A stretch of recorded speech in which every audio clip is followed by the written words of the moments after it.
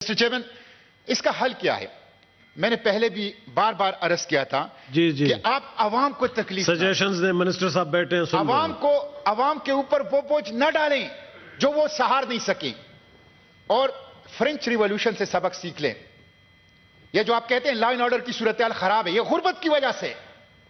ये जो आप कहते हैं एक्सट्रीमिज्म और मिलिटेंसी है, इसकी वजह है कि तबकाती तकसीम है और गुर्बत है। फ्रेंच रिवॉल्यूशन से सबक सीख लें। हमारे हुक्मरान नहीं सीख रहे।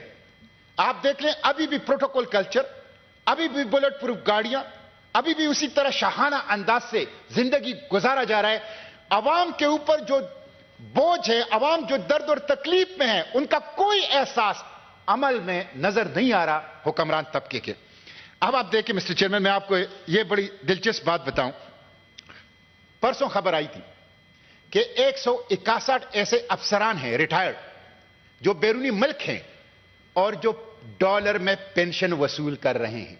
यह है वो रूलिंग इलीट, यह है वो प्रिविलेज क्लास, यह है वो बालादस्त तबका।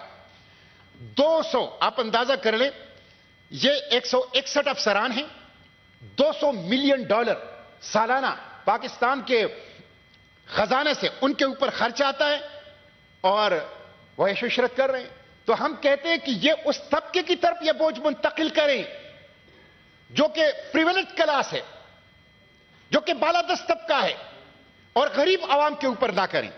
यूएनडीपी की रिपोर्ट पाकिस्तान के रिकॉर्ड पे है कि $17.4 अरब पाकिस्तान के जो प्रिविलेज क्लास है वो सालाना मरात, सब्सिडी और टैक्स इवेजन और कंसेशन में ले रहा है। $17.4 अरब जो कि पाकिस्तान के बजट का 50% है।